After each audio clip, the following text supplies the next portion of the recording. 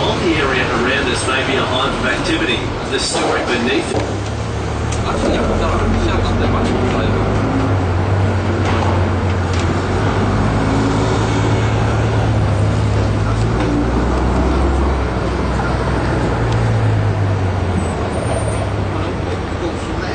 While the Young and Jackson Hotel is famous for being a meeting place for many, it's here.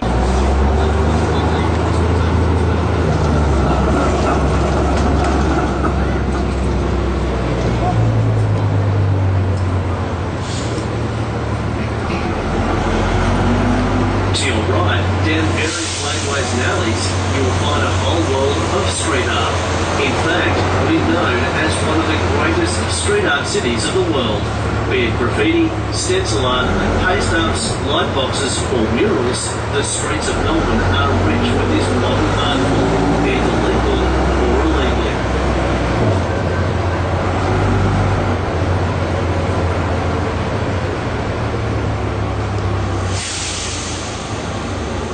In the middle of the road to your right is a tram stop for the City Circle tram. This free tram runs 7 days a week.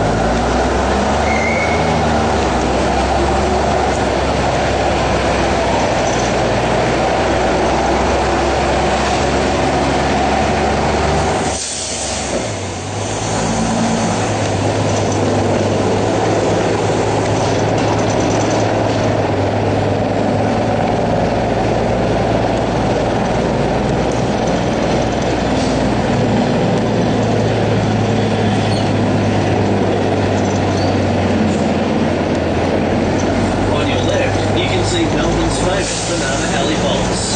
Built in 1891, the vaults were used by fresh produce sellers to store their wares, in particular bananas, which were ripened using ethylene gas, a plant hormone. From the 1930s to the 1960s, the vaults found various uses, but eventually fell into disuse, until receiving a little TLC in the late 80s from the state government to restore them to the state you see today. They're quite the icon, and a part of our early European heritage.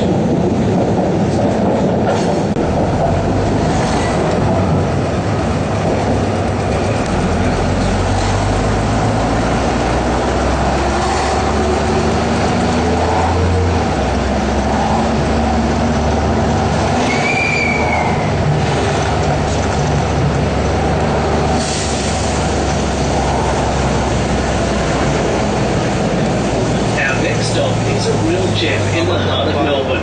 Centrally located on the banks of the Yarra River, Sea Life Melbourne Aquarium takes you on an awe-inspiring journey through 12 amazing zones of discovery. Saltwater crocodiles, Sea Life Melbourne Aquarium takes you on an interactive adventure from the depths of the ocean to the icy waters of Antarctica.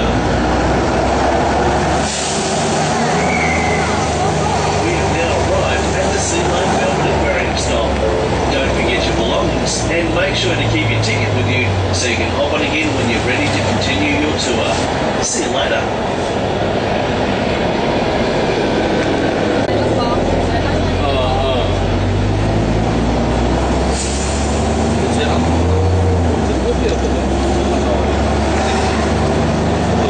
As we cross the famous Yarra River, to your left you'll find South Bank, a mecca of restaurants, shopping, bars, cafes and entertainment.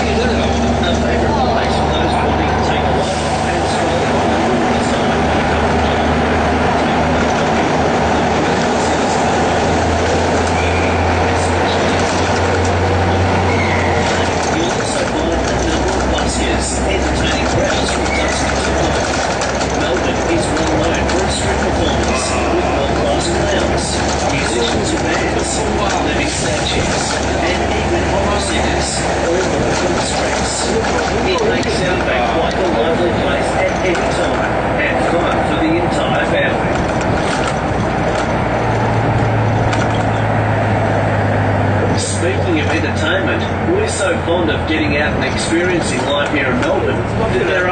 50 public festivals every year. Rain, hail or shine, we love celebrating everything our city has to offer. There are food and wine festivals, fashion festivals, cinema festivals, art and design festivals, spiritual festivals, kids festivals, and dozens of different music festivals. That's a lot of festivals. There's also a number of major special events on the annual calendar that attract people from all over the world, like the Formula One Grand Prix, Australian Open Tennis, Spring Racing Carnival, and many more. In 2006, we even played host to the Commonwealth Games.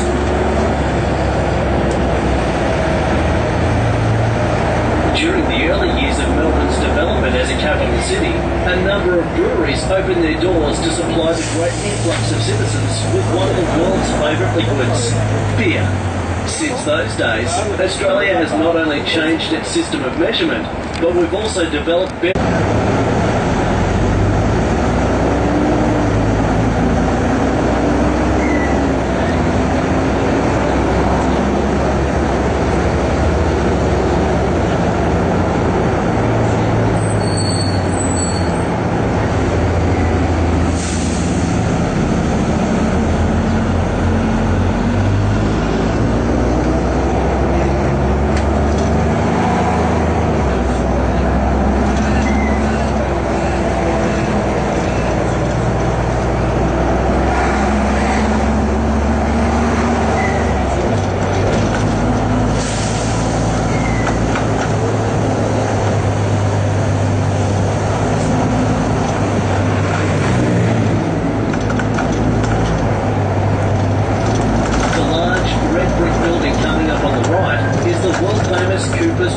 Building. Built in 1892, the building was a brewing and malting works until 1990, when it was donated by the owners, Carlton Breweries, to the arts community. Since then, it has been the home of the Malthouse Theatre, a theatrical company that stages live performances throughout the year. From opera and cabaret to drama, comedy and more, the Malthouse is known for pushing the bounds of contemporary theatre and presenting exciting interpretations of classic works. The Malthouse is also known for staging annual performances of one of Australia's most well-known playwrights, David Williamson. Made famous in 1971 for his iconic political drama Don's Party, Williamson has gone on to become a prolific playwright, examining and presenting Australian life from many different angles.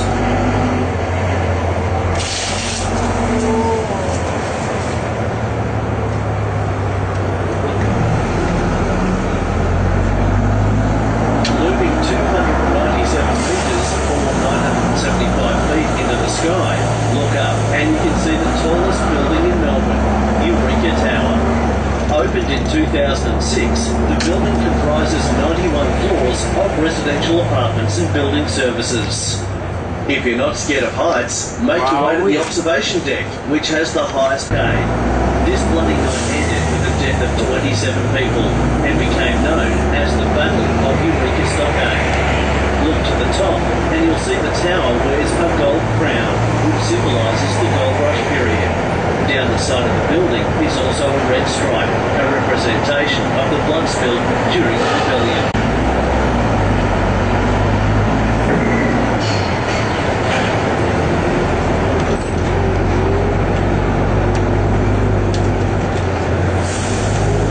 We're now arriving at the Eureka Tower stop. If you wish to see Melbourne from our tallest building, this is for you. Also, this is our closest stop for the Melbourne River Cruises.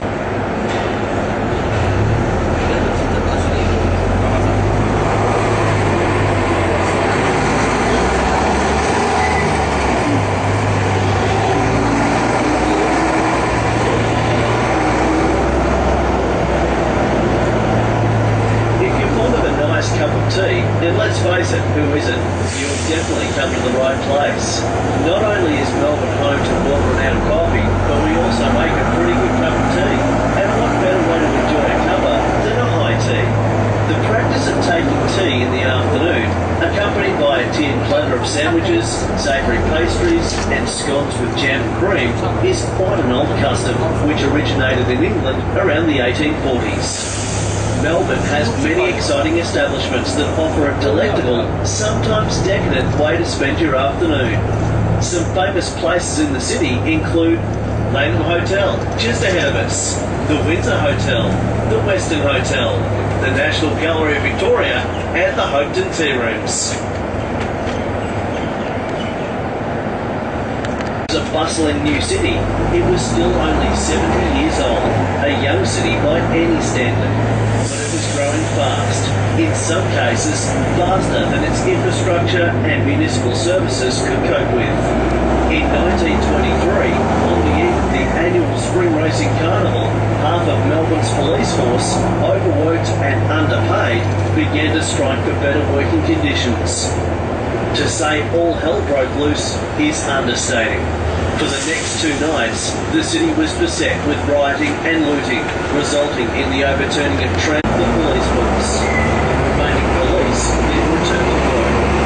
The outcome of the strike eventually led to better working conditions and the introduction of a retirement pension for the city's thin middle line.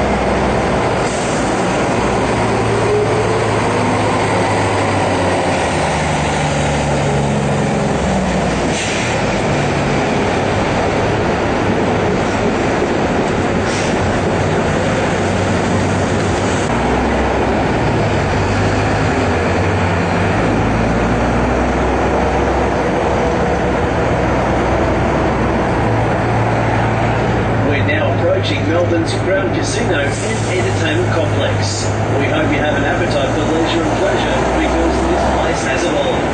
Opened in 1997, the venue quickly became one of the major centres for competitive poker in the world, alongside traditional gambling pursuits such as card tables, slot machines, roulette, horse racing and more.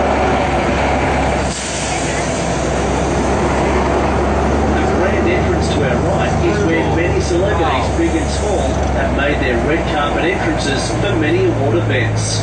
From the Logie Awards, our version of the Emmys, to the Alan Border Medal for cricket fans. This area is always a place to keep your eyes on the lookout for that bloggering celebrity. As we approach the next stop, Crown Casino, down the street on the left, you'll find Galactic Circus, an indoor theme park for the entire family. On your right is the casino, so you can hop on again later. Best of luck.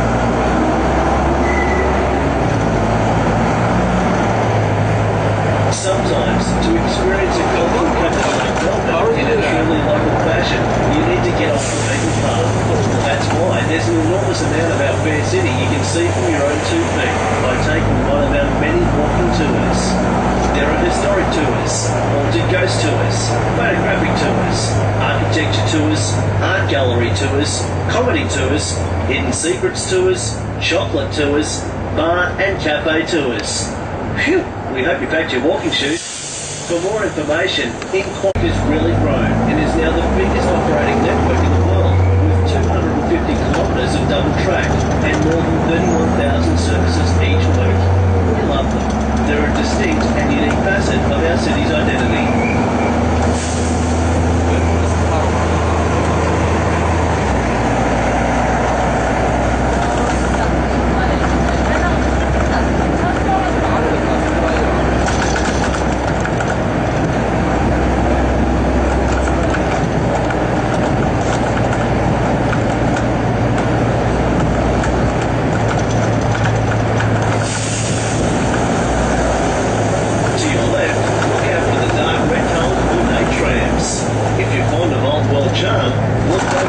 Than the Colonial Tramcar Restaurant. A fantastic way to tour the city in style and comfort, these Colonial Tramcars travel through the surrounding inner suburbs and offer silver service dining for lunch and early and late dinner.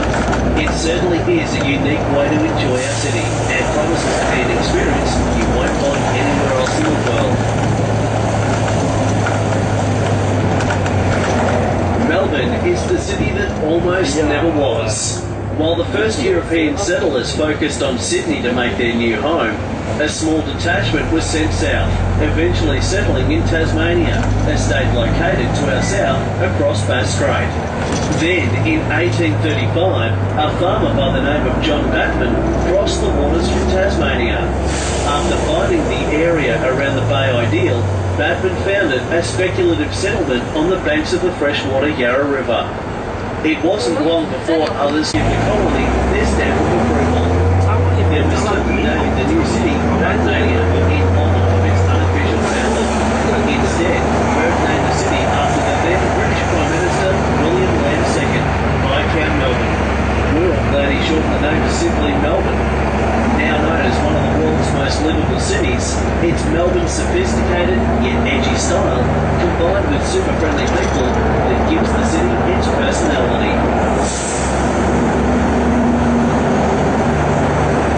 We're now approaching South Wharf. Built in 1875, the area was formerly a shipbuilding and repair port, but recent years of heavy development now find it home to world-class hotels, restaurants and shopping. It's the perfect spot to spend the entire day spoiling yourself. Parties.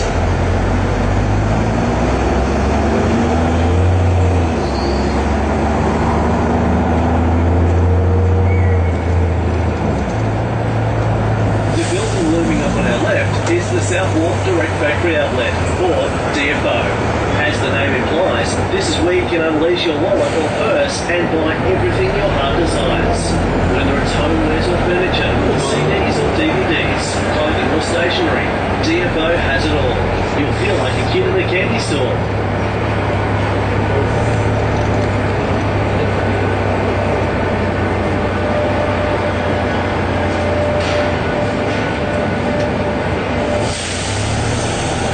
Welcome to the South Wharf Promenade, home to some of Melbourne's most exciting hospitality talent housed in the restored heritage cargo sheds. These cafes and restaurants boast one of the most beautiful waterside views in Melbourne. The Promenade welcomes and invites you to visit one of their restaurants and to enjoy discounted meals. Your driver will provide you with a special discount card on your way out.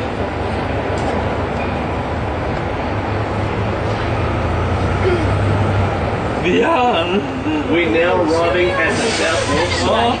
Hop up here for all the retail therapy you can ever need. If you'd like to scrub the decks of our tall ship Molly Woodside, this is also your stop. Don't forget your belongings and keep hold of your ticket so you can hop on again later. Have fun.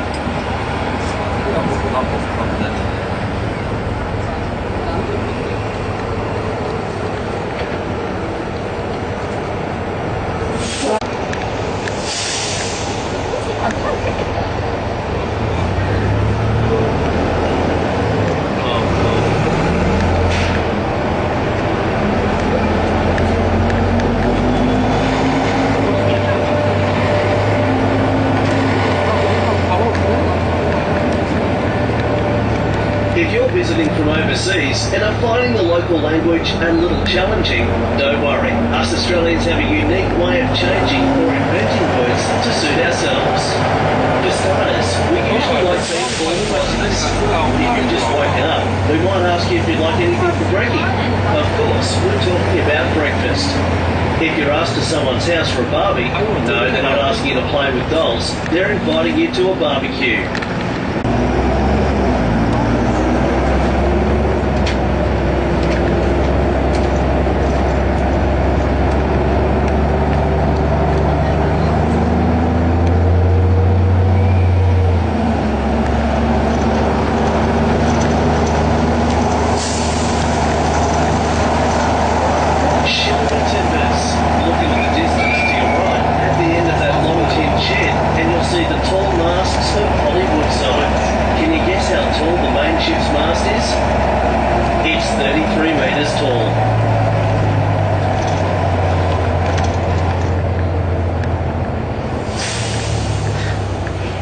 Like many cities that reside on a river, the Yarra River plays a central role in Melbourne's cultural identity. You've probably noticed the way our route has taken us in and around the river quite a bit. Sometimes unfairly known as the river that runs upside down, The Yarra gets its brown colour from particles of clay soil, which clump together and become suspended in the water. At night, the gas bridges, or fire towers, located along Crown Casino, erupt with a mighty roar, belching flames high into the air. It's a spectacular display that lights up the river and surrounding areas. Don't worry, it's completely safe. There's also many pieces. The advent of containerisation, the docks were found to be inadequate for new container ships. The area then fell into a period of disuse, which spanned many decades. While the intervening years saw proposals for the area to play a role in an Olympic bid for the city of Melbourne or be transformed into a technology city, the eventual decision for developing the area became what you see before you now. A modern mix of commercial and residential high-rises, filled with world-class restaurants and entertainment. Quite simply, it's Melbourne to a T.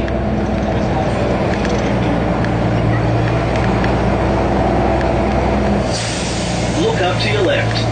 It's a cow in a tree. This art piece was inspired by a cow stuck up a gum tree after floodwaters washed away the rest of the herd. Of all the luck. Look to your right to see something uniquely Australian. If you're a fan of all things sport, you've come to the right place.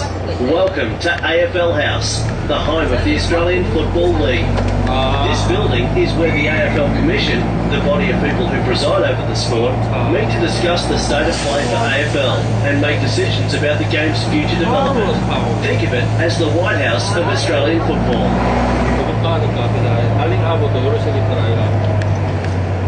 The more social side of the Docklands, Central Pier is devoted to leisure and entertainment. Cafes, bars, restaurants, it's all here. But fine whining and dining are just some of the reasons to come here. It's Melbourne, remember? We like hidden gems. Like many other new developments in Melbourne, this area contains a number of all. Cycling is actually a very romantic way to explore our city.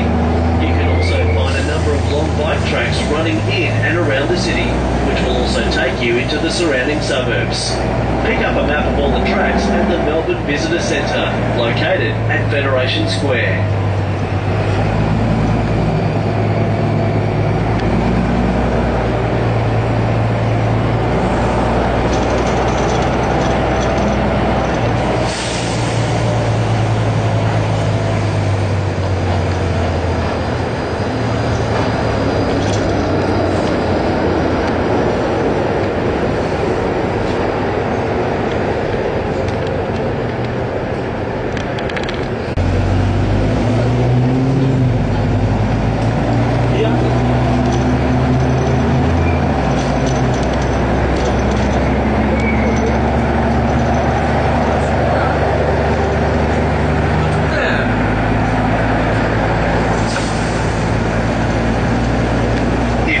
Spectacular views of Melbourne City, prepare to be amazed. We're now approaching Docklands, home to the Melbourne Star Observation Wheel. One of only 4 giant observation wheels in the world, London Eye, Singapore Flyer and the Las Vegas High Roller, Melbourne Star offers breathtaking vistas of the city, day and night. Standing 120 metres tall, the 7 spokes in the centre of the wheel represent the 7-pointed star on the Australian flag. Melbourne Star is the perfect introduction to Melbourne and all that it's known for. Each of Melbourne Star's spacious air-conditioned cabins offers an unparalleled, uninterrupted 360-degree view across Melbourne and its surrounds. Melbourne Star is open every day from 10 a.m. until 10 p.m, allowing you a flight of discovery on board the Melbourne Star.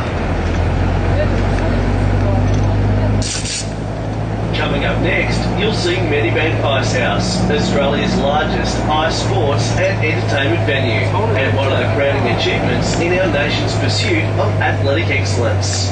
The Icehouse is home of the Olympic Winter Institute and hosts the 4 ice sports of ice hockey, figure skating, speed skating and curling. If you enjoy ice skating, it's open 7 days a week, 364 days a year.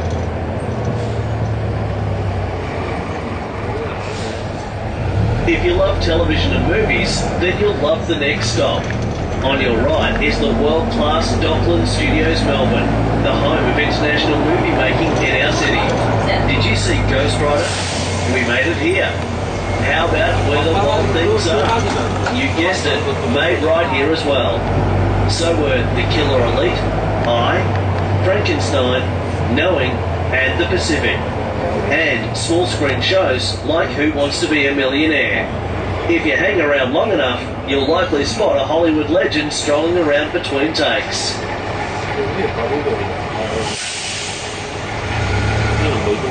Our next stop is Harbour Town, Melbourne. Hop off here for shopping, restaurants, cafes and local entertainment.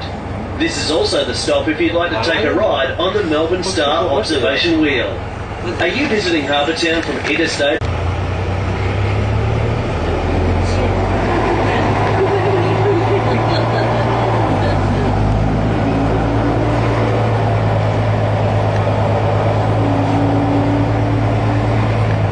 To our right, you can see the mighty columns of the Bolte Bridge, named after the 38th Premier of Victoria, Sir Henry Bolte, who was responsible for commissioning the building of the Westgate, Monash and Tullamarine Freeway.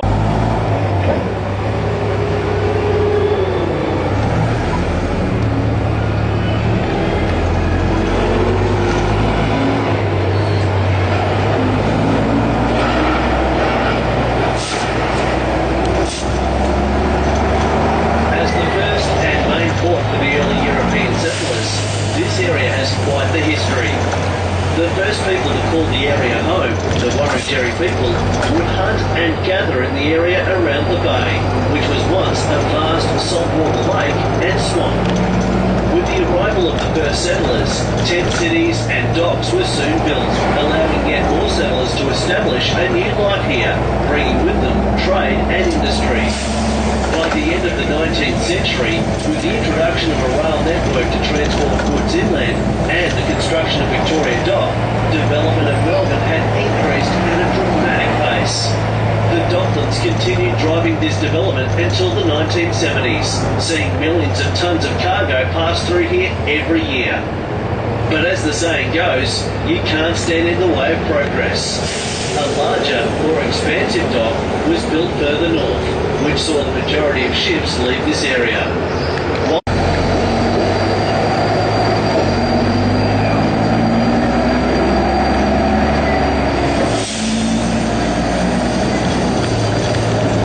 Did you know that our trams are a more popular mode of transport with more than just locals and tourists? On a recent visit to Melbourne, the Queen took a tram ride along Tree Line St Kilda Road. The special royal tram was decorated in Her Majesty's favourite colours and outfitted with every modern features she may require.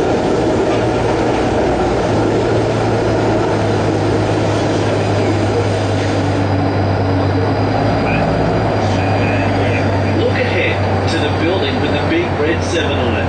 Look just behind this and you'll find Etihad Stadium.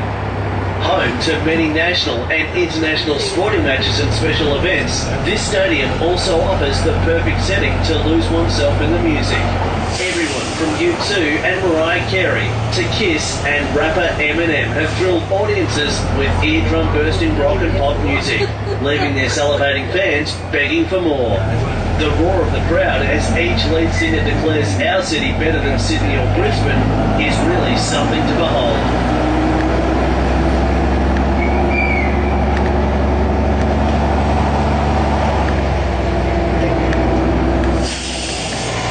We've now arrived at the Etihad Stadium stop. Please ensure you have all your belongings before hopping off. Don't forget to hold onto your ticket so you can hop on again later.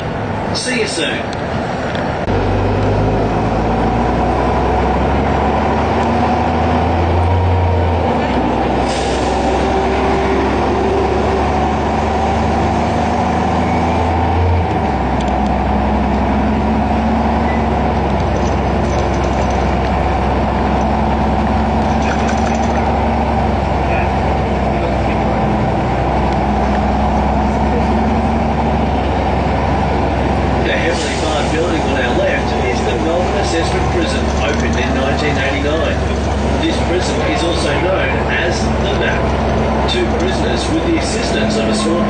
explosives, committed the Great Escape in March 1993. They blew out a part of the armoured plastic windows before climbing down a rope made out of knotted sheets to a getaway car parked nearby.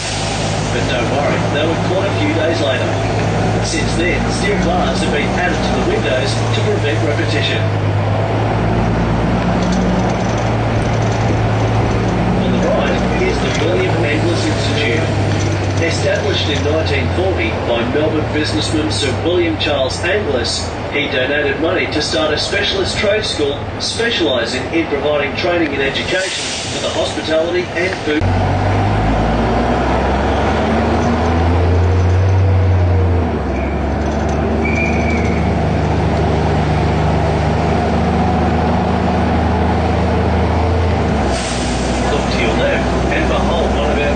Inner city parks, Flagstaff Gardens. Parks like this are an active component of the city's design and landscaping and play a big part in our lifestyle. We love going to a park on the weekend, maybe taking a cricket bat and tennis ball and a few snags for the barbie, not to mention the company of a few good mates. If you happen to find yourself here on Australia Day, you'll be hard pressed to find a spare patch of grass for your picnic rug.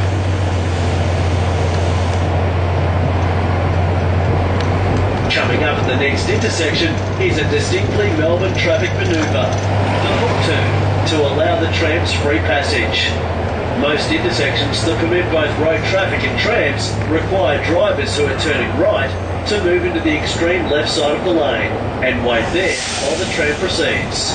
When the lights for the street they're turning into turn green, drivers can complete their turn.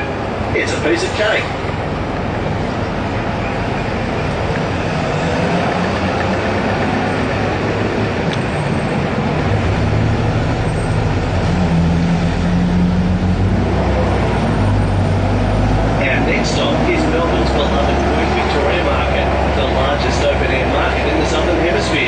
Unfortunately, the market is closed on Mondays and Wednesdays, but you can still explore this area on foot. Known far and wide as Melbourne's favourite place to buy fresh produce, souvenirs and a snazzy delectable Spanish donuts. Along with live entertainment buskers, there are also a number of special events held at the big market, like food and shopping tours, the night market, open every Wednesday during summer, and craft markets. The deli and meat halls offer an amazing array of delicatessen foods from local suppliers and beyond, as well as the freshest meat, poultry and seafood you'll find anywhere in the city. It's truly breathtaking.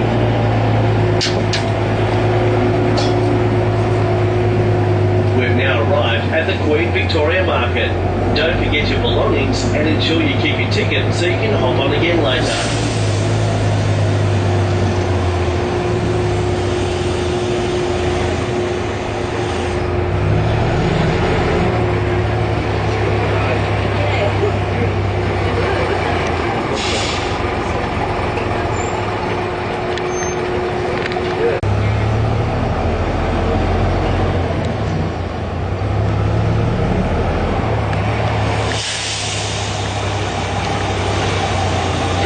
With an interest in horse racing, you've come to a place of royalty.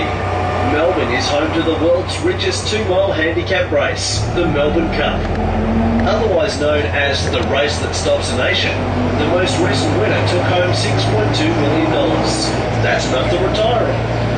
But more than just a sport, every year you command it at the pinnacle of fashion design, with the world famous Fashions on the Field, a fashion competition for men and women of all ages.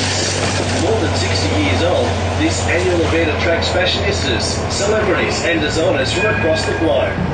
Many countries around the world even hold special events for Cup Day, be it London.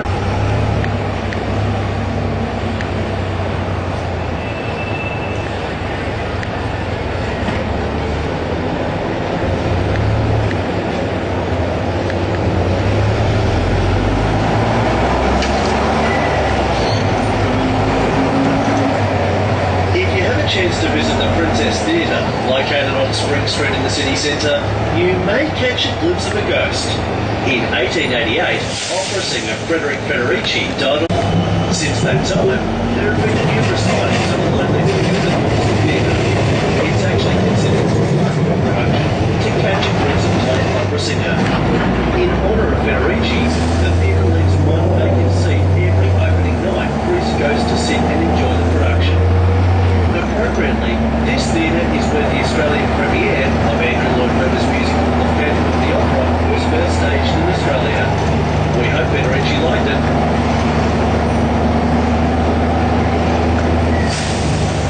The suburb we're travelling through is North Melbourne, one of Melbourne's older suburbs. It became a popular living area for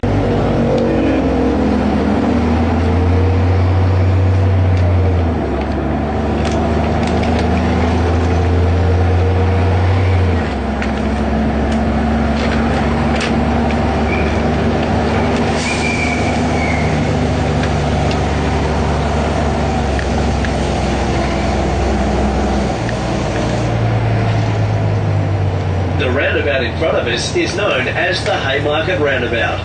This is a notorious roundabout, and we won't mention its nickname that it's been given by Victorians. The roundabout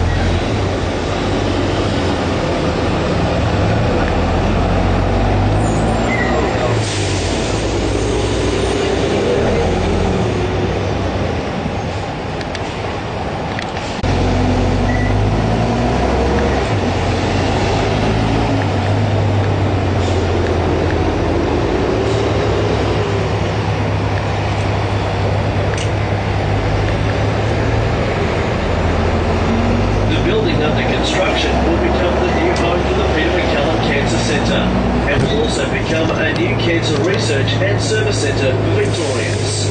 This $1 billion facility is due to be completed by the end of 2015 and is set to become a centre of excellence for people affected by cancer. Look to your left on the far corner of this intersection and behold Melbourne's crowning achievement in public health care, the Royal Melbourne Hospital. Comprising the Royal Melbourne Hospital is the Royal Women's Hospital and Royal Children's Hospital. This world-class centre for medical treatment is also a major teaching hospital for the University of Melbourne. As well as specialising in a large range of medical and surgical specialties, the hospital is a leading research institute in the Southern Hemisphere. Hospital support. It's an amazing program that enriches the lives of patients and volunteers alike. The collections of buildings to your right comprise one of the country's oldest educational institutions, the University of Melbourne. Known for its sweeping grounds and majestic architecture, this iconic landmark is as much a part of Melbourne as the Yarra River. If you have the time, take a stroll in the university grounds. You may want to check out Ormond College, a residential college that takes up 10 acres of the university grounds.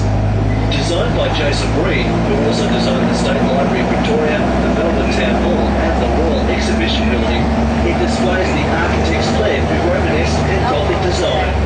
It really is quite the sight to behold. It also reminds some people of Hogwarts School, witchcraft and wizardry. Even if you're not a fan of architecture, some of the buildings may be familiar to you because of the many movies that have been shot in and around the university grounds, like the distinctly Australian movie Mad Max, or the recent film Knowing, starring Nicolas Cage.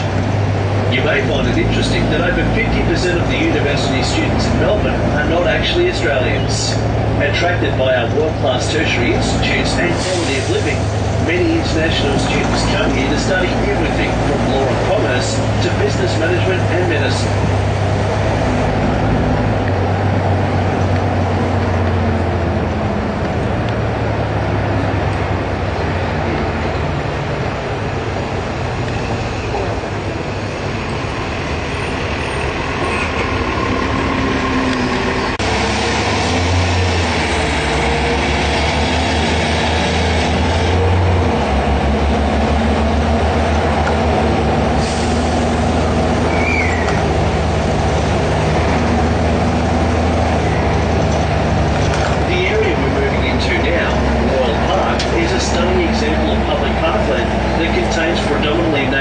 And trees.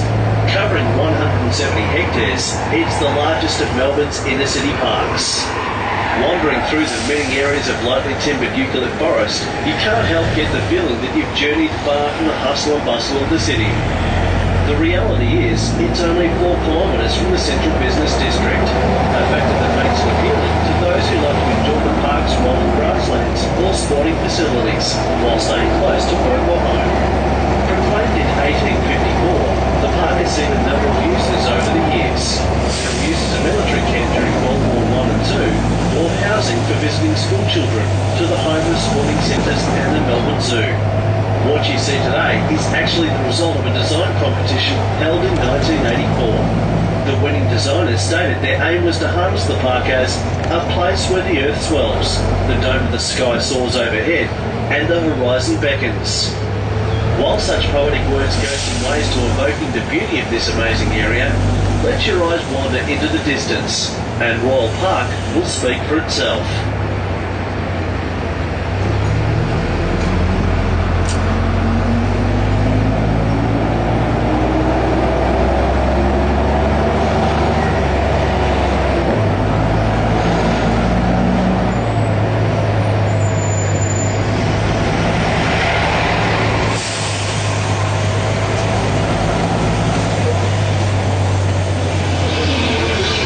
Did you hear that? That sounded like the roar of a lion, the king of the jungle. Don't be afraid, we're now approaching the Melbourne Zoo. Opened in 1862, the zoo has long been the perfect place for the entire family to enjoy all manner of animals, birds and insects in an educational setting. From Sumatran tigers to cotton-top tamarins, red pandas, gorillas and more. We promise it will be a day to remember. You'll also find many Australian animals housed in amazing purpose-built habitats like kangaroos and wombats, seals, platypi and penguins. And let's not forget our iconic koalas. They're as cute as they are fluffy. You can also get up close and personal with some of the zoo inhabitants as part of their Wild Encounters program. Play hide and seek with an elephant, feed a giraffe, or kiss a seal.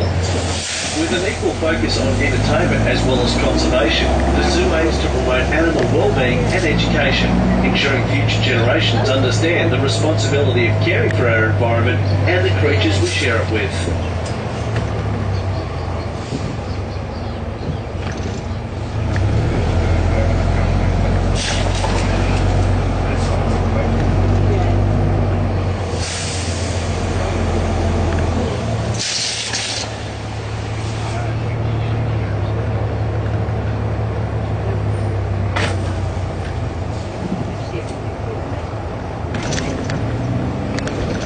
We've now arrived at Melbourne Zoo.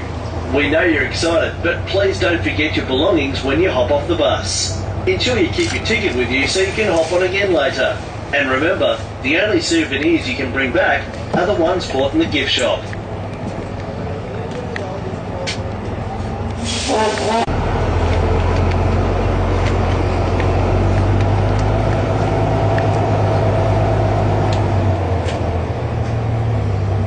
Imagine soaring high above the city as the sun peaks above the horizon. It's the dawn of a brand new day. You're gently floating along in the cool morning air. Below you, the city looks like a small model replica of the real thing. It's beautiful in its goodness.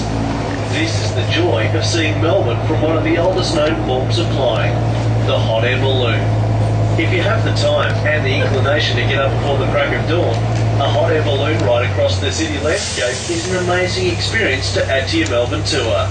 Getting a bird's eye view of the city centre, the MCG, the Arts Centre or the Yarra River is something you won't soon forget. Some flights will also take you over the Yarra Valley, Melbourne's famous winery region. There's a number of companies that offer this experience. Drop by the Melbourne Visitor Centre at Federation Square for more information.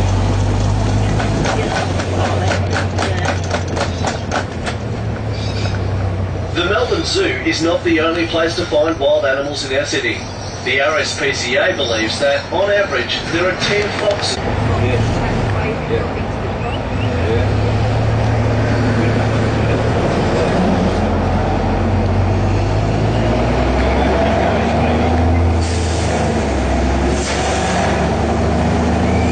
Coming up on our right, you will see a stone monument.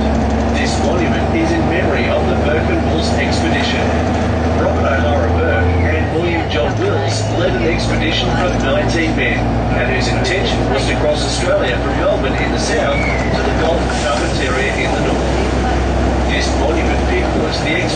starting port on the 20th of August 1860. The south-north leg was successfully completed, but owing to poor leadership and some bad luck, both of the expedition's leaders died on the return journey.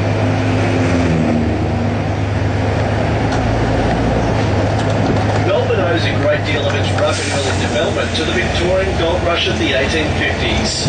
Around the beginning of 1851, the population numbered around 75,000. Within the next 10 years, during the height of the gold rush, this number would grow to over 500,000.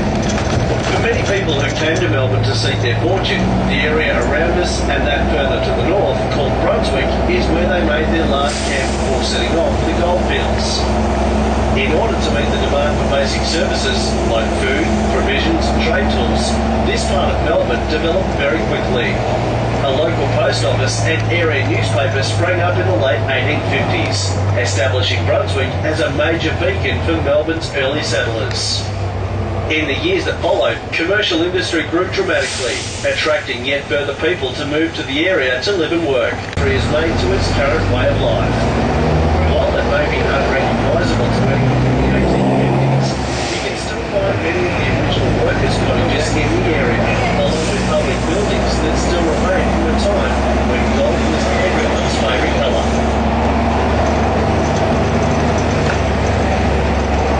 Look to your left and you'll see one of the oldest cemeteries in Australia, Melbourne General Cemetery. Known for its many heritage-listed buildings, pavilions and monuments, this metropolis is the final resting place of many notable Australians, stretching right throughout our colonial history. John Faulkner, one of the founders of Melbourne, found his final rest here, along with Robert O'Hara Burke and William John Wills. Peter Laylock, one of the leaders of the Eureka Stockade Rebellion, champion boxer John Gentleman Jack McGowan, also hung up his gloves here, as too did four Prime Ministers. For those inclined, you can actually take a guided ladder to earn a chance at glory. To celebrate the event, the centre of the city is blocked off, and tens of thousands gather for the Grand Final Parade, clapping and cheering as their team drives along the street in open-air cars. The noise of the excited crowd is almost as thrilling as the roar of spectators at the actual match. It's infectious. Having a friendly kick of a footy is a popular Australian pastime. It's quite common for a football to come out at a barbecue, or to see people bouncing them around at a local park or football oval. If you'd like to buy an authentic football to take home with you, you're in luck. In another 30 minutes, our bus will stop at the Melbourne Cricket Ground, also known as the home of AFL.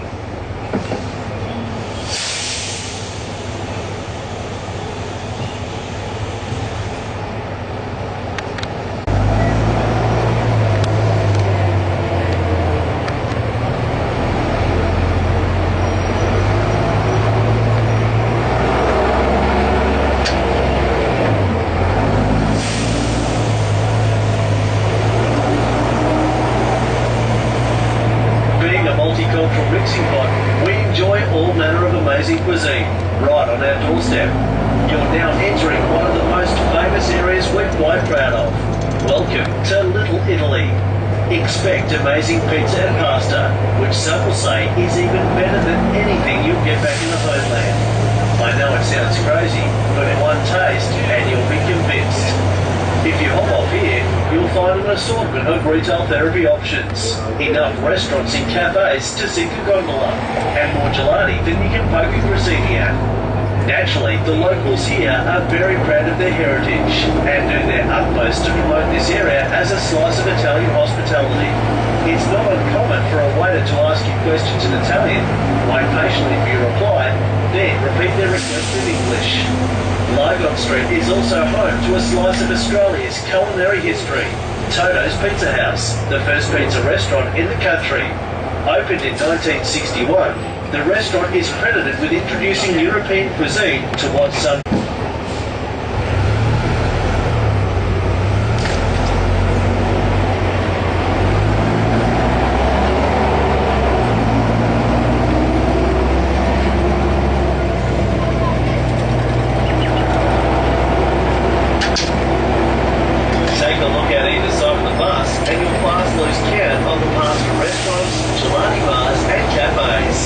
a favourite pastime of many Melburnians is to catch up with a friend coffee and a slice of cake on Lygon Street, but we're very particular about our coffee.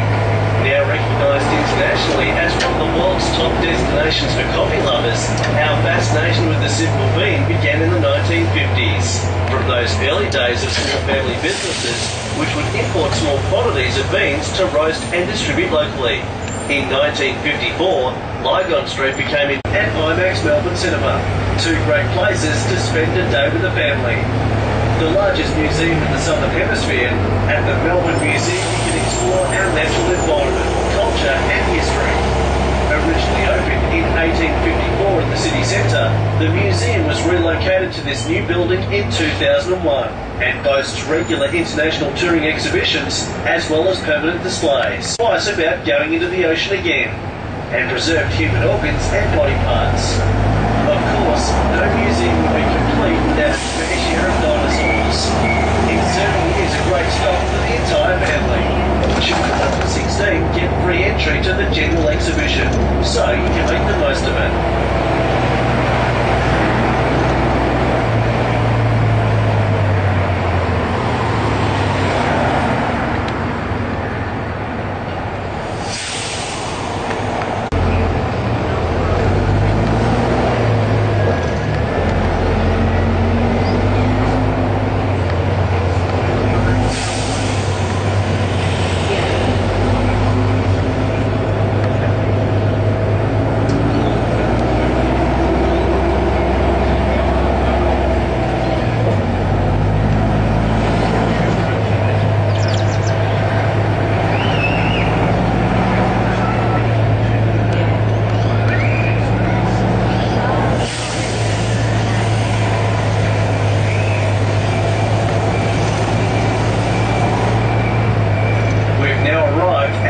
Museum IMAX stop.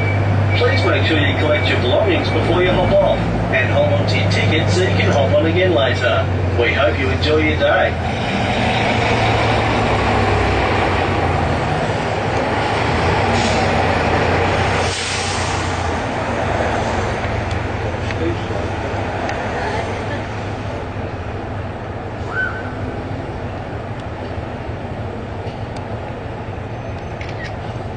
To your left, trade shows and fairs, as well as university exams. Next to the Royal Exhibition Buildings is one of the oldest public parks in Melbourne, Carlton Gardens. The heritage listed garden is a stunning example of Victorian landscaping and design, with long sweeping lawns that just beg for a midday nap, and two ornamental lakes that serve as popular drinking and swimming spots for local birdlife. It is also home to the annual Melbourne International Flower and Garden Show. If you have time, take a stroll through one of the tree-lined paths and soak up the ambience. Located on Bourke Street in the inner city is a little slice of Melbourne history, known as Pellegrini's Espresso Bar, an Italian pasta and traditional too. This is an aspect of Melbourne that both excites and frustrates many visitors. Some of the best things our city has to offer can also be the hardest to find. Clearly, it's a little slice of Melbourne we're proud of. Like the Laneway Rock Bar that turned down Lady Gaga's after party in favour of a local band they'd already booked in advance. Or the Italian restaurant that was held up in 1974 by an armed gunman. Perhaps he was after a bowl of pasta. Our food really is that good.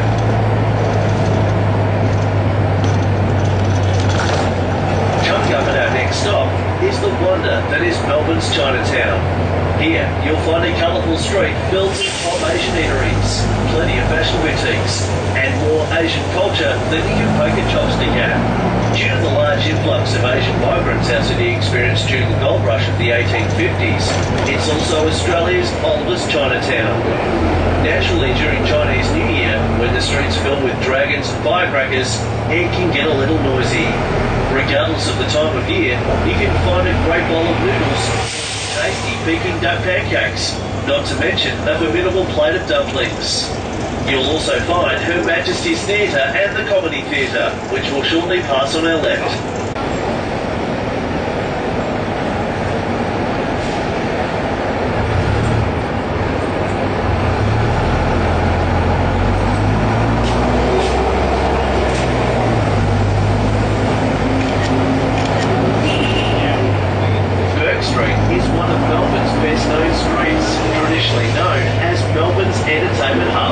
In its heyday, it was the location of many of Melbourne's theatres, cinemas, as well as a major shopping precinct. Today, the entertainment hub is more well known as the Bourke Street Mall. Surrounded by department stores like Myer and David Jones, you can also take in some of the smaller arcades in the area. The historical General Post Office, or the GPO building, was severely damaged by a fire in 2001. This building has had an internal remodel into a new shopping arcade, which is now also home to Swedish retailer H&M. With a large amount of money coming into the city during the gold rush of the 1850s, impressive buildings sprang up almost overnight right across the city. Be it civic buildings, churches, or private dwellings, it was an impressive period of growth here. You can see the mighty Roman columns of Parliament House. The inside is even grander, with an unknown amount of real gold used to decorate the entire interior. You can take a tour of Parliament House, but only on days when Parliament is not sitting. Afterwards, you can enjoy a spot of afternoon tea in the a la carte restaurant and marvel at the portraits of our city's former leaders. On your right is the Hotel Windsor, formerly the Grand Hotel, which opened in 1884. This beautiful five-star hotel is considered one of the grandest hotels in Melbourne. This hotel also has a significant role in the history of Australia, as the place where the Constitution of Australia was drafted in 1898. This hotel is now earmarked for redevelopment in the near future. If you're a fan of architecture, you'll love our next stop.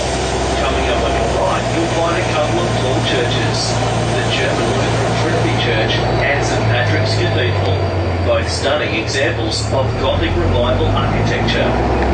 After the Parliament of Victoria was established here, many politicians and religious men lived side by side. Naturally, a brewery was within stone's throw of the area, the Old Victoria Brewery, built a few years before Parliament House. We call this area the Holy Trinity. While the brewery has since been converted into residential apartments, the churches and parliamentary buildings remain and serve as a reminder of the days when gold built our mighty city. If you're more a fan of science, northwest of here, you'll find the Fire Services Museum, which houses a collection of over 4,000 historical items relating to firefighting. Some say it's the hottest museum in town.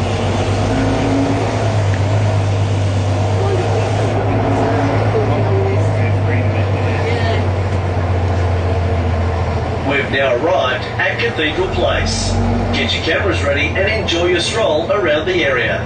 Don't forget your belongings and make sure you keep your ticket with you so you can hop on again later.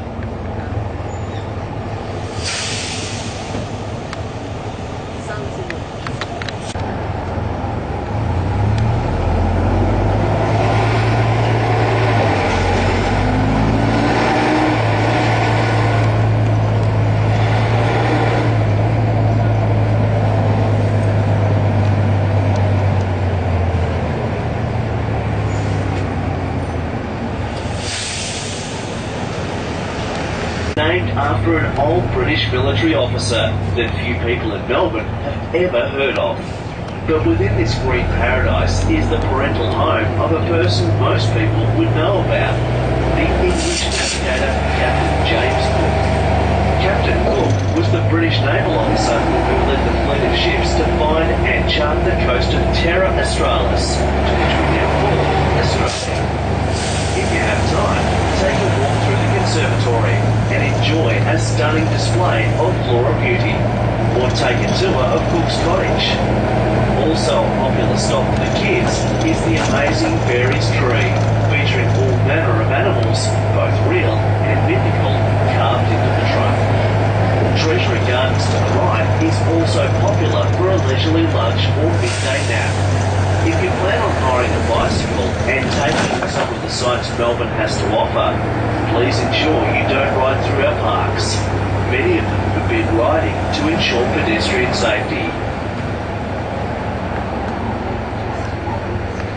We've now arrived at Fitzroy Gardens. Don't forget your belongings and ensure you keep your ticket.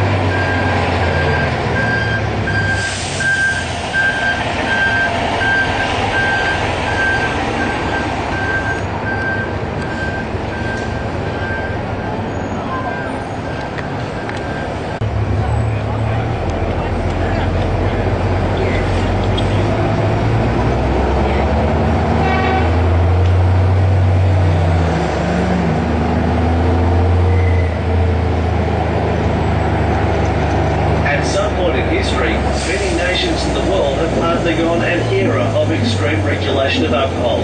Australia is no different. During the early part of the 20th century, many states in Australia adopted the restriction of alcohol sales after 6 p.m. This was an attempt by the powers that be to instill some moral fibre in the community and send men home to their wives early in the evening. Instead, it resulted in drunken mayhem. As most people finished work around 5 p.m, the next hour was a mad dash to the local bar to drink as much as possible until the cut-off time. In short, the war was a spectacular failure.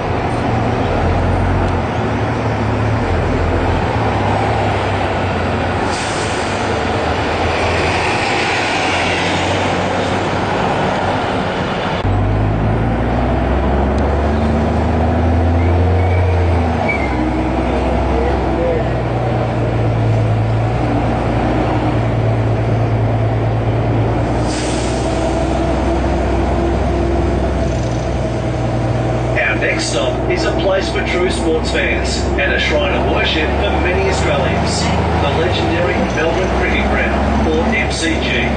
The stadium was built in 1853 and has become a large part of our national sporting identity. Sure, the odd band or solo music act occasionally strut their stuff on stages here. It has also been host to the Olympic Games in 1956 and the Commonwealth Games in 2006. But the true stars of the show are the Australian Football League and cricket. The G, as it's affectionately known, regularly hosts events like the Ashes, the Test cricket series played but take a guided tour around the stadium and soak up this sporting legend firsthand.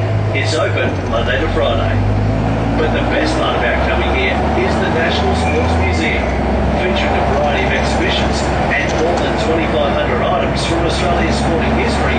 It's mecca for any sports lover.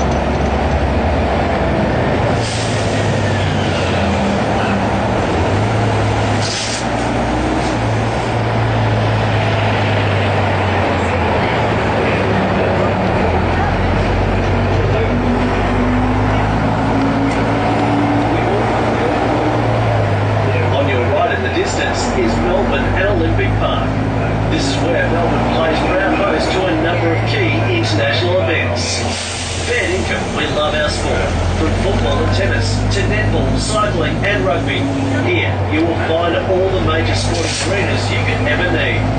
Many famous names have trod these grassy grounds, hard courts and rain-soaked pitches, all in the pursuit of sporting excellence. Even on the hottest days of summer, these venues can draw capacity crowds of up to 100,000 people. The temperatures on the main court of the Australian Open, the first Grand Slam tennis tournament of each year, can reach up to 50 degrees Celsius. That's hot enough to fry an egg, albeit very slowly. We've now arrived at the Sports Precinct stop. Please ensure you collect your belongings before you hop off and keep your ticket on you so you can hop on again later. Have fun and see you on the next bus. Yeah.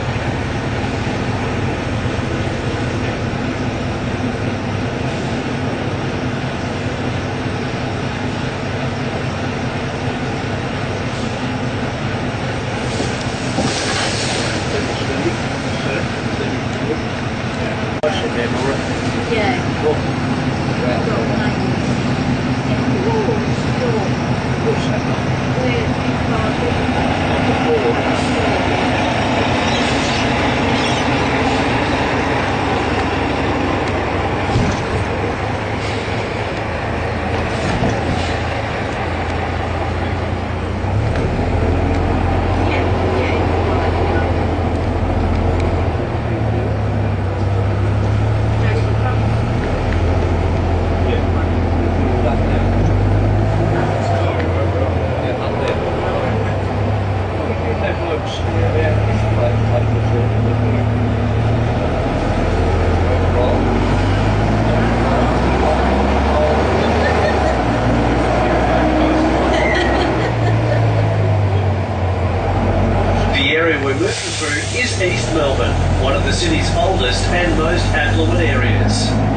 be a small suburb, but it's big on picture-perfect landmarks.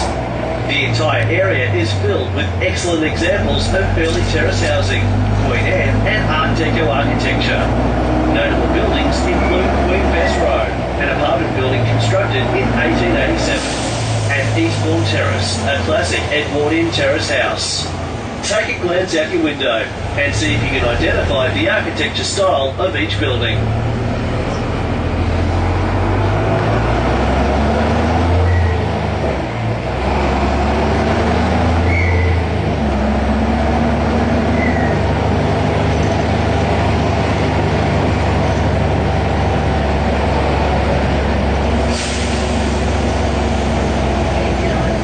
As we're nearing the end of our tour, how about a few quick facts about Melbourne? Melbourne is the only city in the world that has 5 international standard sporting stadiums and facilities, with farmhouse sport.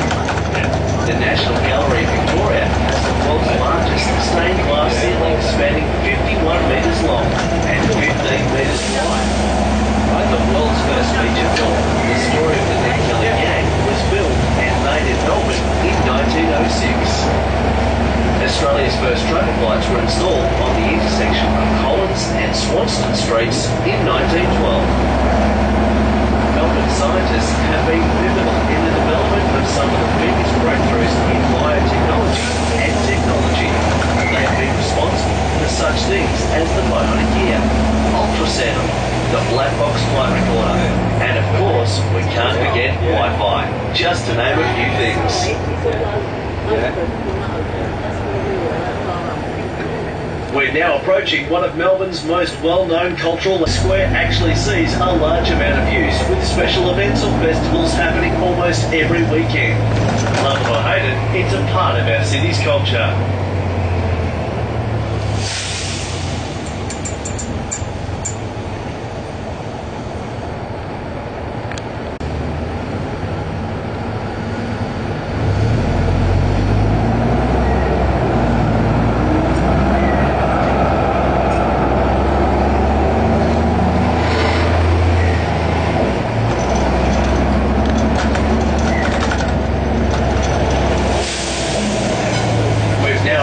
At Federation Square, our final stop on the tour. We do sincerely hope you've enjoyed this city sightseeing city tour of Melbourne. And onto the beautiful seaside suburb of St Kilda. Just ask your driver when the next tour departs. You can now hop off here to access Fed Square, the Melbourne Visitor Centre, Flinders Street Railway Station just to the west, and the many trams that run along Swanston Street. Please ensure you have all your belongings with you before you hop off. And thanks again for riding with us. Have a great day.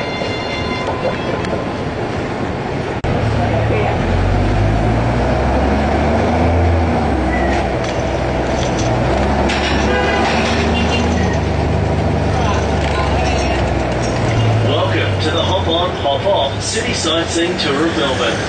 Our world-famous city is known as the cultural capital of Australia, featuring world-class